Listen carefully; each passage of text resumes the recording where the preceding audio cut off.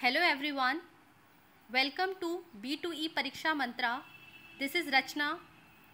मैं आपके साथ HTET 2019 TGT subject specific science का पोर्शन डिस्कस कर रही हूँ और उसमें भी मेनली मैं आपके साथ बायोलॉजी का पोर्शन डिस्कस करने जा रही हूँ, क्योंकि जो TGT साइंस का पेपर है उसमें तीनों ही पोर्शन केमिस्ट्री, फिजिक्स, बायोलॉजी से क्वेश्चंस पूछे जाते हैं।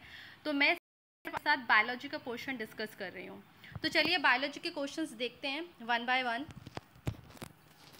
फर्स्ट क्वेश्चन जो पूछा गया है बायोलॉजी से, that is osmoregulation in amoeba takes place by. Amoeba में ऑस्मोरेगुलेशन का प्रोसेस किस ऑर्गेनेली के द्वारा होता है? तो सबसे पहले आपको पता होना चाहिए कि ऑस्मोरेगुलेशन का मतलब क्या है। Osmoregulation is the process to maintain water balance in the body. Osmoregulation एक ऐसा प्रोसेस है जो वाटर बैलेंस करता है बॉडी में। तो ये जो प्रोसेस है वो अमीबा में किस ऑर्गेनेली के द्वारा होता है? तो ऑप्शन देख लेते हैं। First option is contractile vacuole, second option is food vacuole, third plasma gel, fourth plasmalemma. तो जो ऑस्मोरेगुलेशन का प्रोसेस है अमीबा में वो होता है कंट्रक्टाइल वैक्यूल द्वारा। जो अमीबा है, अमीबा की जो सरफेस है वो इरेगुलर होता है, सिंगल सेल्ड होता है अमीबा। तो उसमें दो कंट्रक्टाइल वैक्यूल होते हैं, एक एंटीरियर पोर्शन पे और एक पोस्टीरियर पोर्शन पे। तो कंट्रक्टाइल वैक्यूल जो है वो वाटर एब्जॉर्प्शन को प्रिवेंट करता है, वाटर बैलेंस को बना के रखता है अमीबा में। सेकेंड कंट्रक्टाइल वैक्यूल का जो फंक्शन है that is to control pressure. Cell के अंदर जो प्रेशर क्रिएट हो रहा है उसको कंट्रोल करके रखता है और सेल लाइसिस को प्रिवेंट करता है। सेल रैप्चर को भी कंट्रक्टाइल वैक्यूल प्रिवेंट करता है। तो कंट्रक्टाइल वैक्यूल के ये तीन फंक्शंस हैं।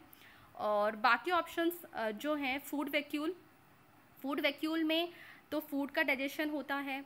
प्लाज्मा जेल का फंक्शन नहीं है ऑस्मोरेगुलेशन, और प्लाज्मा लीमा जो कि प्लाज्मा मेम्ब्रेन है उसका भी फंक्शन नहीं होता है ऑस्मोरेगुलेशन। तो जो सही आंसर जो है इसका वो है contractile vacuole. Osmoregulation in amoeba takes place by contractile vacuole. Second question है, in which of the following plant root is the food storage organ. इन प्लांट्स में से किस प्लांट में जो रूट है वो फूड स्टोरेज ऑर्गन की तरह काम करती है? क्योंकि रूट का जो प्राइमरी फंक्शन होता है that is absorption of water and minerals, लेकिन अगर रूट का जो सेकेंडरी फंक्शन है उसमें रूट किसी में फूड स्टोरेज का काम भी करता है। तो इन सब प्लांट्स में से किस प्लांट में जो रूट है वो फूड स्टोरेज की तरह काम करता है? तो ऑप्शन देख लेते हैं। First option is potato, second option onion, third option sweet potato and fourth option is ginger. तो पोटैटो जो है उसमें वो जो है उसमें stem modified food storage organ होता है, यानी कि जो पोटैटो है वो मॉडिफाइड स्टेम होता है। ठीक है, स्टेम उसमें एक्ट करता है फूड स्टोरेज ऑर्गन की तरह। अनियन में जो लीफ का जो बेस होता है वो स्वेलन हो जाता है और लीफ बेस उसमें फूड स्टोरेज ऑर्गन की तरह वर्क करता है। स्वीट पोटैटो में रूट है फूड स्टोरेज ऑर्गन की तरह वर्क करता है। तो जो करेक्ट ऑप्शन है हमारा वो है स्वीट पोटैटो, क्योंकि स्वीट पोटैटो में root act as a food storage organ, whereas ginger is also a modified stem. इसमें भी स्टेम एक्ट करता है फूड स्टोरेज ऑर्गन की तरह। तो पोटैटो और जिंजर में स्टेम काम करता है फूड स्टोरेज ऑर्गन की तरह, और अनियन में लीफ बेस काम करता है फूड स्टोरेज ऑर्गन की तरह। तो जो करेक्ट ऑप्शन है हमारा वो है sweet potato, in which root act as a food storage organ.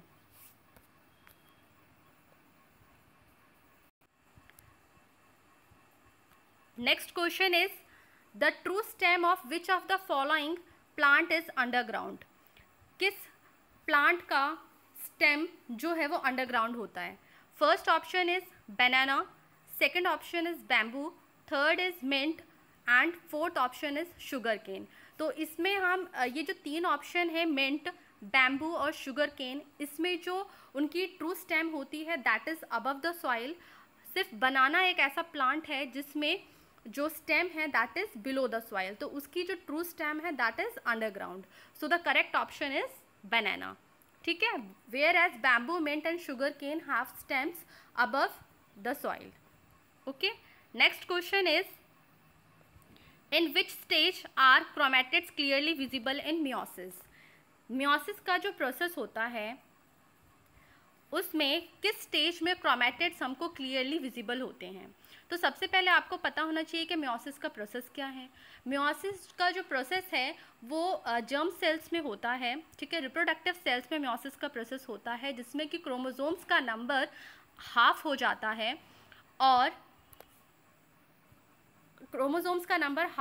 है और उसके बाद जो गैमीट्स बनते हैं that take part in fertilisation process. ठीक है, तो उसमें जो क्रोमैटिड्स होते हैं मियोसिस में के प्रोसेस में जो क्रोमैटिड्स होते हैं वो क्लियरली हमें कब विजिबल होते हैं, कौन सी स्टेज में क्लियरली सीन नज़र आते हैं हमको। तो ऑप्शंस हैं, first is zygotene, second is pachytene, third is diplotene and fourth is diakinesis. ठीक है, सो the correct option is pachytene.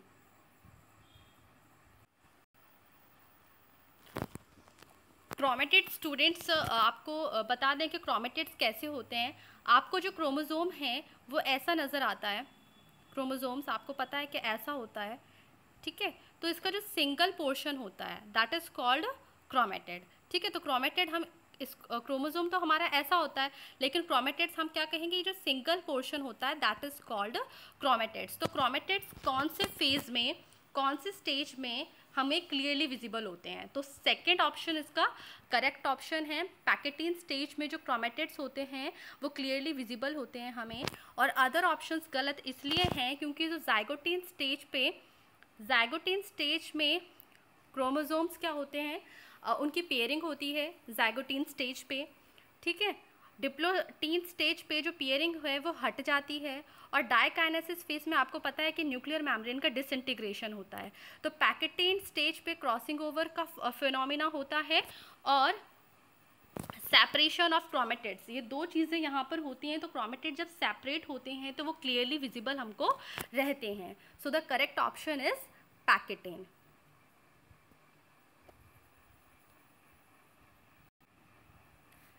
Next question is, which one of the following is a nonsense codon in universal code? इनमें से nonsense codon कौन सा है। सबसे पहले आपको पता होना चाहिए कि नॉनसेंस कोडोन क्या होता है। नॉनसेंस कोडोन हम उन कोडोन्स को कहते हैं जो कि ट्रांसलेशन के प्रोसेस को स्टॉप करते हैं। ठीक है, nonsense codons are the codons which stop the process of translation, यानी कि जो प्रोटीन सिंथेसिस के प्रोसेस को स्टॉप कर देते हैं। और कोडोन हमें पता है क्या होता है, कोडोन होता है nucleotide, triplet of nucleotide is called codon. तो इसमें से जो नॉनसेंस कोडोन है वो तीन ही होते हैं। एक होता है UAG, ठीक है, दूसरा होता है UGA, और तीसरा होता है आपका नॉनसेंस कोडोन UAA। ठीक है, UAG को आप बोलते हैं एम्बर, इसे आप एम्बर बोलते हैं AMBER। UGA को आप बोलते हैं ऑक्रे UCHRE ऑक्रे, और UAA को आप बोलते हैं ओपल। ठीक है, तो यही तीन हमारे नॉनसेंस कोडोन हैं जो कि टर्मिनेशन करते हैं ट्रांसलेशन प्रोसेस का। तो इसके अकॉर्डिंग हमारा जो फर्स्ट ऑप्शन है that is UAG is the correct option. Whereas अगर हम बाकी ऑप्शंस को देखें तो UGG है वो कोड करता है प्रोटीन ट्रिप्टोफन को, UGC कोड करता है प्रोटीन सिस्टीन को, और UAC कोड करता है प्रोटीन टायरोसिन को।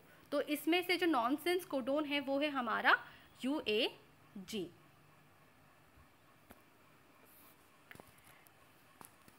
नेक्स्ट क्वेश्चंस देखते हैं। Ribosomes are formed of. Ribosome क्या है, एक सेल ऑर्गेनेली है जो कि प्रोकैरियोटिक और यूकैरियोटिक सेल दोनों में होती है। अब ये किससे बनी होती है, ठीक है, राइबोसोम्स आर फॉर्म्ड ऑफ यानी कि ribosomes are made up of, किससे बनी है। अब हम ऑप्शंस देखते हैं। First option is DNA and RNA। ठीक है, तो सब मैं आपको बता दूं कि DNA जो है वो न्यूक्लियस में होता है, और दो और ऐसी ऑर्गेनेलीज हैं जैसे कि माइटोकॉन्ड्रिया और प्लास्टिड। इनको हम सेमी ऑटोनोमस ऑर्गेनेलिस कहते हैं और इनमें भी कुछ डीएनए होता है अपना, ठीक है। तो ये 3 ही ऐसी ऑर्गेनेलिस हैं जिसमें कि डीएनए प्रेजेंट होता है, न्यूक्लियस और उसके अदरवाइज माइटोकॉन्ड्रिया और प्लास्टिड। तो राइबोसोम में डीएनए तो बिल्कुल नहीं होगा, तो ये डीएनए वाला ऑप्शन जो फर्स्ट है वो गलत है। सेकंड ऑप्शन है RNA and protein. Yes, ribosome is made up of RNA and protein, second option हमारा सही है। Third option DNA and protein, ये डीएनए वाला ऑप्शन फिर गलत है हमारा, ठीक है। और fourth option RNA and amino acid, तो fourth option RNA and amino acid ये भी गलत है। तो जो हमारा राइबोसोम्स हैं वो बने होते हैं, ribosomes are formed of RNA and protein. Next question, metazoan without tissue grade organisation are called. Metazoans कौन से ऐसे होते हैं जिनमें टिश्यू ग्रेड ऑर्गेनाइजेशन नहीं होता? तो सबसे पहले मेटाजोन्स होते क्या हैं? मेटाजोन्स हम एनिमल किंगडम को ही कहते हैं, एनिमल किंगडम की ही, मतलब एनिमल किंगडम को आप मेटाजोन्स भी कह सकते हैं। तो मेटाजोन्स में 2 ग्रुप आते हैं, एक ग्रुप आता है मेटाजोन में पैराजोआ और दूसरा ग्रुप आता है मेटाजोआ में यूमेटाजोआ, ठीक है। तो मेटाजोआ में वो ऑर्गेनिज्म हम प्लेस करते हैं जिनमें कि ट्रू टिश्यूज़ होते हैं, ठीक है। इसमें हम उन एनिमल्स को प्लेस करते हैं जिनमें ट्रू टिश्यूज़ होते हैं, यानी कि इसमें टिश्यू लेवल ऑफ ऑर्गेनाइजेशन होता है एनिमल्स में, और इसका एग्जाम्पल है फाइलम टीनोफोरा। जबकि पैराजोआ में प्रिमिटिव एनिमल्स को हम प्लेस करते हैं जिसमें कि ऑर्गेनाइजेशन सेलुलर लेवल का होता है, और इसमें एग्जाम्पल आता है हमारा फाइलम पॉरीफेरा स्पंजेस, ठीक है। तो मेटाजोआ में ये 2 ग्रुप ही आते हैं, पैराजोआ और यूमेटाजोआ, और यूमेटाजोआ में टिश्यू ग्रेड ऑर्गेनाइजेशन होता है और पैराजोआ में सेलुलर लेवल ऑफ ऑर्गेनाइजेशन होता है। बाकी अदर 2 टर्म्स को अगर हम देखें तो प्रोटोजोआ जो ग्रुप है वो आता है किंगडम प्रोटिस्टा में, वो किंगडम एनिमेलिया में आता ही नहीं है, ठीक है। प्रोटोजोआ जो ग्रुप है वो एनिमेलिया ग्रुप में नहीं आता है, वो किंगडम प्रोटिस्टा में आता है। और प्रोटोजोआ जो ऑर्गेनिजम्स हैं वो यूनिसेलुलर होते हैं, यूकैरियोटिक होते हैं, हेटेरोट्रॉफिक होते हैं, और इन्हें हम प्रिमिटिव रिलेटिव एनिमल भी कहते हैं, ठीक है। ये जो प्रोटोजोआ का जो ग्रुप है इसे किंगडम प्रोटिस्टा में रखा है, ना ये एनिमेलिया में आता है और ना प्लांटे में आता है, ठीक है। और बाकी नेक्स्ट एक और ऑप्शन है ड्यूट्रोस्टोमिया, अगर हम उसे देखें तो ड्यूट्रोस्टोमिया में हम उन ऑर्गेनिज्म को कहते हैं जिनका कि कंप्लीट डाइजेस्टिव सिस्टम होता है, यानी कि जो डाइजेस्टिव सिस्टम है वो शुरू होता है माउथ से और एंड होता है एनस पर, ठीक है। जो फूड है वो माउथ से जाके डाइजेस्टिव सिस्टम से पूरा होते हुए डाइजेस्ट होते हुए एनस से थ्रू आउट हो जाता है, ठीक है। तो जिसमें कंप्लीट डाइजेस्टिव सिस्टम होता है जिन ऑर्गेनिज्म में, उनको हम ड्यूट्रोस्टोमिया में प्लेस करते हैं, ठीक है। और इसमें एम्ब्रियोनिक डेवलपमेंट के दौरान एनस पहले बनता है और माउथ बाद में बनता है। तो इस तरह के ऑर्गेनिज्म को हम ड्यूट्रोस्टोमिया में प्लेस करते हैं। लेकिन मेटाजोन में सिर्फ और सिर्फ पैराजोआ और यूमेटाजोआ ग्रुप ही आता है, तो इसका जो सही ऑप्शन है दैट इज़ पैराजोआ, क्योंकि पैराजोआ में सेलुलर लेवल ऑफ ऑर्गेनाइजेशन होता है, उसमें टिश्यू ग्रेड ऑर्गेनाइजेशन नहीं होता। तो क्वेश्चन में हमसे यही पूछा है कि उन मेटाजोन्स को क्या कहते हैं जिसमें टिश्यू ग्रेड ऑर्गेनाइजेशन नहीं होता, so correct option is Parazoa. Next, which of the following is not a fossil fuel, ठीक है। इसमें से कौन सा फॉसिल फ्यूल नहीं है? तो फॉसिल फ्यूल में आपको बता दूं कि फॉसिल का मतलब क्या होता है। फॉसिल का मतलब है कि फॉसिल हम क्या कहते हैं, जो रिमेन्स होते हैं, जैसे बहुत प्री हिस्टोरिक रीजन में, यानी जैसे जो रिमेन्स होते हैं प्लांट्स और एनिमल्स के जो रिमेन्स हैं वो क्या हुए, बहुत सालों तक नेचुरल कैलेमिटीज़ की वजह से अर्थ क्रस्ट में दब गए, ठीक है। और वो रिमेन्स वो जो डेड रिमेन्स हैं प्लांट्स और एनिमल्स के, वो बहुत सालों तक दबे रहने के बाद वो कन्वर्ट हो गए किस में, फ्यूल्स में कन्वर्ट हो गए, ठीक है। तो फॉसिल्स होते हैं remains of plants and animals which are buried in earth crust due to some natural calamity, ठीक है। और वो फ्यूल्स जो कि फॉसिल्स से बने हैं, उन फ्यूल्स को हम फॉसिल फ्यूल्स कहते हैं। तो फॉसिल फ्यूल्स हमारे पास 3 ही हैं, that is petroleum, coal, natural gas, ठीक है। तो फॉसिल फ्यूल हमारे होते हैं कोल, पेट्रोलियम, नेचुरल गैस, और एलपीजी भी हमारा जो है वो फॉसिल फ्यूल में आता है। तो इसका जो इसमें क्वेश्चन में पूछा गया है कि कौन सा इसमें से फॉसिल फ्यूल नहीं है, तो correct option is wood. Wood हमारा फॉसिल फ्यूल नहीं है।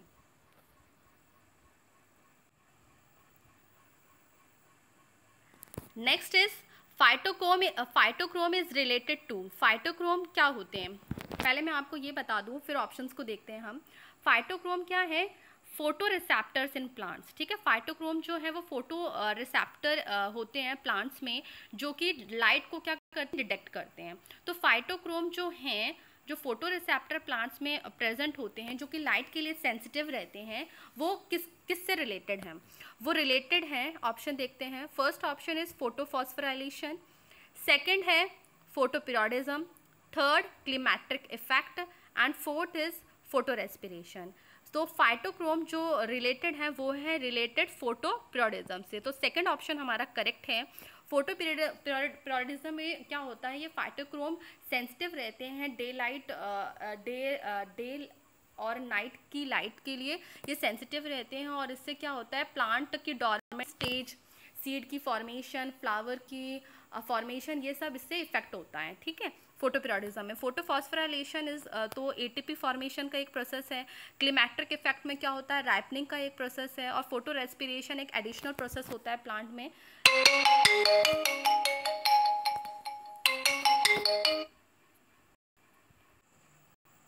सो the correct option is photoperiodism, ठीक है। तो phytochrome is related to photoperiodism, ठीक है। बाकी जो तीनों ऑप्शंस हैं, फोटोफॉस्फोराइलेशन जो है वो एटीपी फॉर्मेशन से रिलेटेड है, क्लिमेट्रिक इफेक्ट राइपनिंग ऑफ फ्रूट से रिलेटेड है, और फोटो रेस्पिरेशन एक एडिशनल प्रोसेस होता है फोटोसिंथेसिस में, वो है। तो इसका जो फाइटोक्रोम जो रिलेटेड है वो रिलेटेड है सिर्फ और सिर्फ प्रोसेस फोटोपीरियोडिज्म से, ठीक है। नेक्स्ट, इसके बाद जो क्वेश्चन है that is development of gametophyte directly from the vegetative cells of the sporophyte without the formation of spores is known as, ठीक है। अब मैं आपको बता दूं कि गैमेटोफाइट और स्पोरोफाइट क्या होता है। जो प्लांट का वेजिटेटिव फेस होता है दैट इज स्पोरोफाइट, ठीक है।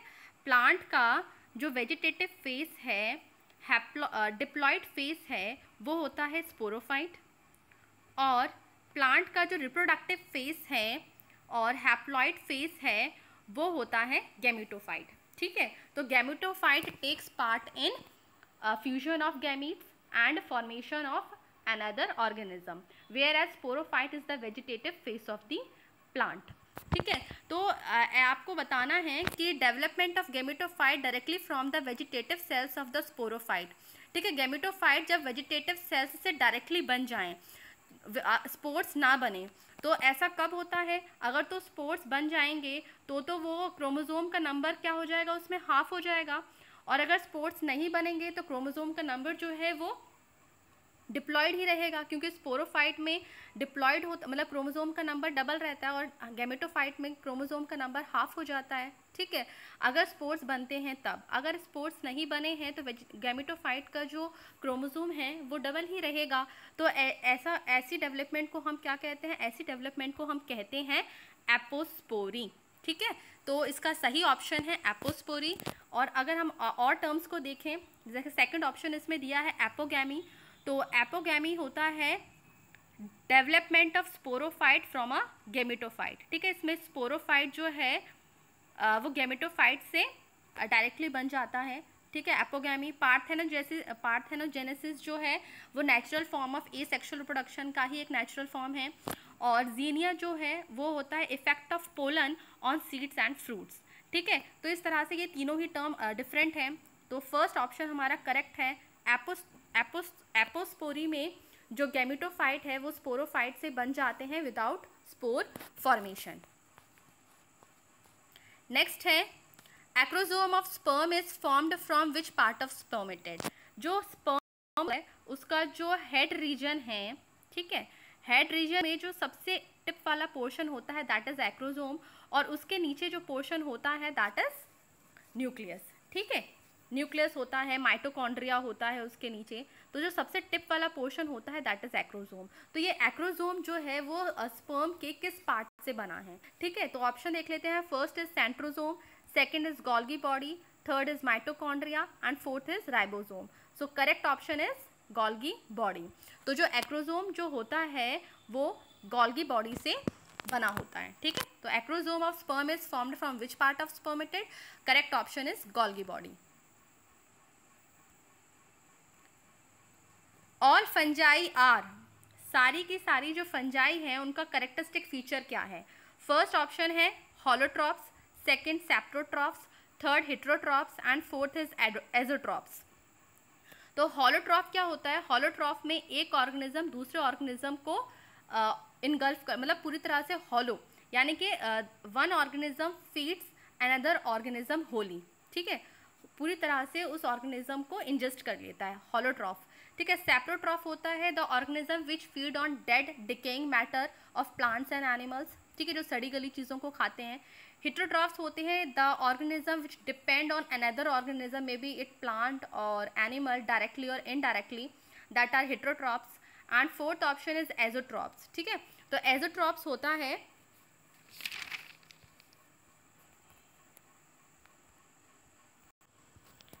एजोट्रॉप्स में वो ऑर्गेनिज्म आते हैं जो कि नाइट्रोजन को कन्वर्ट करते हैं अमोनिया में, ठीक है. तो जो फंजाई का करेक्टरिस्टिक फीचर है वो है इसमें से सही ऑप्शन हेटेरोट्रॉप्स. सारे के सारे फंजाई हेटेरोट्रॉप्स होते हैं, हेलोट्रॉप्स, सेप्रोट्रॉप्स और एजोट्रॉप्स नहीं होते, ठीक है. All fungi are heterotrophs. Next question, which of the following term is used for the evolutionary history of a particular group of organism? ठीक है, किसी ऑर्गेनिज्म की अगर हमें इवोल्यूशनरी हिस्ट्री स्टडी करनी हो तो उसे हम क्या कहते हैं? उसे हम कहते हैं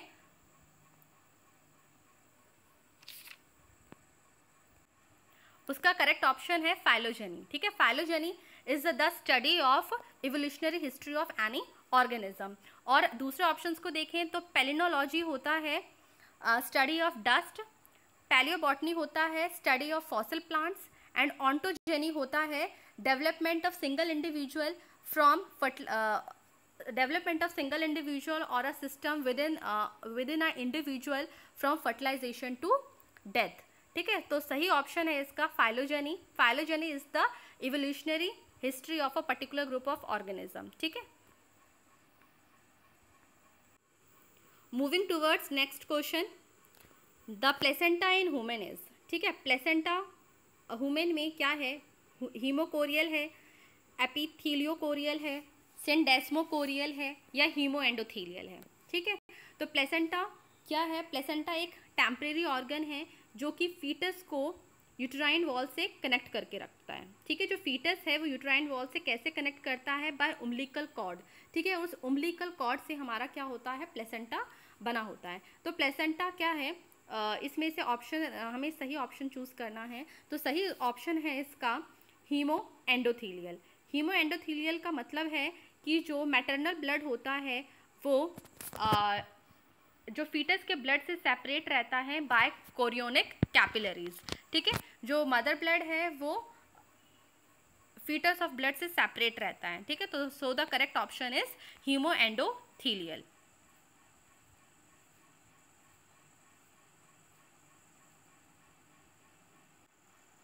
Choose the correct option. Choose the correct descending sequence of the following taxonomic categories using the codes given below, ठीक है. इसमें हमें टैक्सोनॉमिक कैटेगरीज का डिसेंडिंग ऑर्डर बताना है. तो डिसेंडिंग ऑर्डर इसमें ऑप्शन अगर हम देखें तो इसमें ऑप्शन नंबर सेकंड जो है वो करेक्ट है. सबसे पहले आता है हमारे पास डिसेंडिंग ऑर्डर बताना है हमें, यानी बड़े से छोटा ऑर्डर बताना है. तो सबसे पहले आएगी फैमिली, ई फैमिली. फैमिली के बाद आएगा हमारे पास ऑर्डर, ऑर्डर के बाद क्लास और क्लास के बाद जीनस, स्पीशीज, ठीक है. तो इसका जो डिसेंडिंग ऑर्डर है उसके अकॉर्डिंग हमारा ऑप्शन सेकंड सही है. BOD biological oxygen demand is connected with, ठीक है. Biological oxygen demand is connected with. तो मैं आपको पहले बायोलॉजिकल ऑक्सीजन डिमांड का मतलब समझा दूं. तो बीओडी को अगर मैं आपको समझाऊं तो BOD is the amount of dissolved oxygen, क्योंकि बीओडी को अगर मैं आपको वाटर के रेफरेंस से समझाऊं तो BOD is the dissolved oxygen required by aerobic aerobic organism to break down organic matter, यानी ऑर्गेनिक एरोबिक ऑर्गेनिजम्स को डिजॉल्व्ड ऑक्सीजन किस अमाउंट में, मतलब कितना अमाउंट में चाहिए कि वो ऑर्गेनिक मैटर को डिकम्पोज कर सकें, ठीक है। तो उस अमाउंट को हम क्या कहते हैं, बीओडी कहते हैं। तो बीओडी जो कनेक्टेड होता है, बीओडी इज कनेक्टेड विद, किससे कनेक्टेड है, क्योंकि अगर मैं आपको एक एग्जांपल से समझाऊं, जैसे यहाँ पर एक लेक है मान लो, तो लेक में फिशेस हैं, ठीक है। फिशेस में डिजॉल्व, यहाँ पर इसमें वाटर में कितना डिजॉल्व ऑक्सीजन है, यहाँ पर मान लो जैसे हम गार्बेज वगैरह डंप कर देते हैं, बहुत सारी चीज़ें हम पानी में फेंक देते हैं, तो उस वजह से यहाँ पर ऑर्गेनिक मैटर आ जाता है। ऑर्गेनिक मैटर आने के बाद यहाँ पर बैक्टीरिया भी हैं बहुत सारे, ठीक है, कुछ एरोबिक ऑर्गेनिजम्स भी हैं जो उस ऑर्गेनिक मैटर को क्या करते हैं, डिकम्पोज करते हैं। और उस ऑर्गेनिक मैटर को डिकम्पोज करने के लिए उन्हें क्या चाहिए होता है, डिजॉल्व ऑक्सीजन। तो वो जितना डिजॉल्व ऑक्सीजन ज़्यादा इस्तेमाल करेंगे उतना ही फिशेस को डिजॉल्व ऑक्सीजन की क्या हो जाएगी, कमी हो जाएगी। और इसी को हम क्या कहते हैं, बायोलॉजिकल ऑक्सीजन डिमांड। तो ये कनेक्टेड होता है ऑर्गेनिक मैटर और माइक्रोब से। तो फर्स्ट ऑप्शन ऑर्गेनिक मैटर सही है हमारा, सेकेंड ऑप्शन माइक्रोब्स भी सही है, और third microbes and organic matter भी सही है, और नन ऑफ दी अबव तो है नहीं। तो इसके अकॉर्डिंग हमारे ये दोनों ऑप्शन सही हैं। तो correct option is option number third, microbes and organic matter, क्योंकि माइक्रोब्स एंड ऑर्गेनिक मैटर जितना ज़्यादा होता है बीओडी की डिमांड उतनी ज़्यादा होती है, ठीक है। और डिजॉल्व ऑक्सीजन क्या होता है, पानी में कम हो जाता है, ठीक है। तो इस हिसाब से जो ऑप्शन नंबर थर्ड है वो सही है। क्रंस एनाटॉमी इज ऑब्जर्व्ड इन, ठीक है। क्रंस एनाटॉमी किस प्लांट्स में होती है, C2 प्लांट्स में होती है, C3 प्लांट्स में, C4 प्लांट्स में, या कैम्प प्लांट्स में, ठीक है। तो करेक्ट ऑप्शन है इसका C4 प्लांट्स। क्रंच एनाटॉमी जो होती है वो C4 प्लांट्स में होती है। C4 प्लांट्स में क्रंच एनाटॉमी का मतलब ये है कि इसमें एक एडिशनल होता है, लीव्स होती हैं, जैसे कि इसमें बंडल शीथ सेल्स होते हैं, ठीक है, बंडल शीथ सेल्स होते हैं। और बंडल शीथ सेल्स जो हैं वो मीसोफिल सेल्स से सराउंडेड रहते हैं। बाकी जो प्लांट्स हैं जैसे कि C2 प्लांट्स है, C3 प्लांट्स है और कैम्प प्लांट्स हैं, कैम्प प्लांट्स में तो मतलब मीसोफिल सेल्स होते हैं, और C2 और C3 प्लांट्स में भी मीसोफिल सेल्स होते हैं, लेकिन C4 प्लांट्स में जो बंडल शीथ सेल होता है वो सराउंडेड रहता है मीसोफिल सेल से, ठीक है। तो क्रंच एनाटॉमी जिसमें कि मीसोफिल सेल्स सराउंडेड रहते हैं बंडल शीथ सेल्स के, ऐसी एनाटॉमी हमें सिर्फ C4 प्लांट्स में देखने को मिलती है। सो the correct option is C4 plants. Which one of the following phylum have animal with radial symmetry, ठीक है, इसमें से किस फाइलम में रेडियल सिमेट्री होती है। रेडियल सिमेट्री में आपको बता दूं कि रेडियल सिमेट्री का मतलब है कि अगर हम एनिमल के सेंट्रल एक्सिस से, सेंट्रल या मेन एक्सिस से किसी भी प्लेन में अगर उसे कट करते हैं तो वो इक्वल हाफ में, यानी उसके जो हाफ हमको मिलते हैं वो कैसे होते हैं, आइडेंटिकल होते हैं, ठीक है। तो रेडियल सिमेट्री में जैसे मैं एग्जांपल लूँ आपको स्टारफिश का, ठीक है, स्टारफिश हम ऐसे ही मान के चलते हैं, ठीक है, स्टारफिश ऐसे है। तो स्टारफिश को अगर ये इसका एक्सिस, अगर स्टारफिश को मैं अगर ये इसका सेंट्रल एक्सिस है और सेंट्रल एक्सिस से मैं अगर इसे कट करूँ तो ये इक्वल हाफ में डिवाइड हो जाएगा, ठीक है। इसके जो हाफ मिलेंगे वो कैसे होंगे, आइडेंटिकल होंगे, ठीक है। तो इसको अगर हम सेंट्रल एक्सिस से अगर मैं इसको ऐसे कट करूं या इस तरह से कट करूं, तो किसी भी अगर इसको मैं प्लेन में काटूंगी तो जो हमें हाफ मिलेंगे वो कैसे होंगे, आइडेंटिकल होंगे। तो इसका जो फाइलम है वो दो ही फाइलम है, एक फाइलम है एकाइनोडर्मेटा जिसका एग्जाम्पल है हमारे पास स्टारफिश, और एक फाइलम है हमारे पास सिलेंट्रेटा। तो रेडियल सिमेट्री सिलेंट्रेटा और एकाइनोडर्मेटा फाइलम में हमको देखने को मिलती है, जबकि आर्थ्रोपोडा, एनालिडा और प्लेटीहेल्मिन्थीज में जो है बायलेटरल सिमेट्री होती है। तो रेडियल सिमेट्री सिर्फ और सिर्फ हमें एकाइनोडर्मेटा में और सिलेंट्रेटा में देखने को मिलती है। तो यहाँ पर ऑप्शन, क्योंकि एकाइनोडर्मेटा दिया हुआ है हमें, तो option number third echinodermata is correct. Bacteria differs from mycoplasma in having, bacteria mycoplasma से किस तरह से अलग है, क्योंकि माइकोप्लाज्मा भी एक बैक्टीरिया है, लेकिन बैक्टीरिया और माइकोप्लाज्मा में क्या डिफरेंस है, माइकोप्लाज्मा में सेल वॉल नहीं होती और बैक्टीरिया में सेल वॉल होती है। तो option number fourth is correct.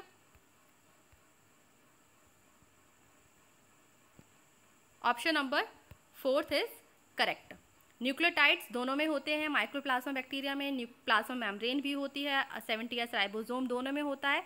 सिर्फ और सिर्फ रिजिड सेल वॉल जो बैक्टीरिया में होता है और माइक्रोप्लाज्मा में नहीं होता, ठीक है। तो bacteria differs from mycoplasma in having rigid cell wall. Last question, term used for pollination which takes place in closed flower is. Closed flower में जो पॉलिनेशन होता है, क्योंकि क्लोज्ड फ्लावर में सेल्फ पॉलिनेशन होगा, तो क्लोज्ड फ्लावर में जो पॉलिनेशन होता है उसे हम क्या कहते हैं, उसे हम कहते हैं क्लिस्टोगैमी, उसे हम कहते हैं क्लिस्टोगैमी। बाकी अदर टर्म्स को अगर हम देखें तो एलोगैमी होता है हमारा।